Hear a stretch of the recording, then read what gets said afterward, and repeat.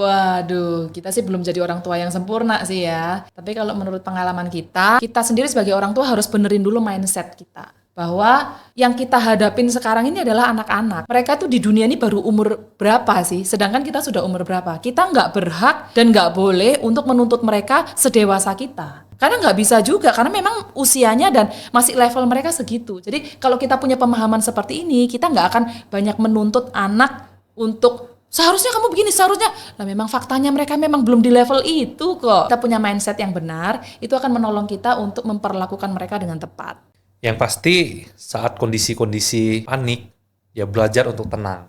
Ya, tapi ngerti sih, ini nggak mudah. Kadangkala ada banyak hal, tiba-tiba anak bikin masalah, kita bisa aja langsung on the spot marah, tapi sekali lagi ingatin bahwa kita nggak sempurna, anak kita nggak sempurna. Karena itu belajarlah tenang dulu di hadapan Tuhan. Nah, dengan hati yang tenang, baru kita bisa dengan objektif melihat anak yang salah dan apa yang harus dimarahin. Jadi itu bicara tentang 5W1H. Kalau kita tuh harus ingat juga, apakah benar itu kesalahan dia? Jangan-jangan itu kesalahpahaman gitu kan. Where, kita mendisiplin atau mengkritik dia, tempatnya sudah tepat atau belum? When, kapan? Nah, dia lagi meledak-ledak, lalu kita berusaha untuk kasih nasihat, ya pasti mental lah, karena memang hatinya juga belum ready untuk dikasih nasihat.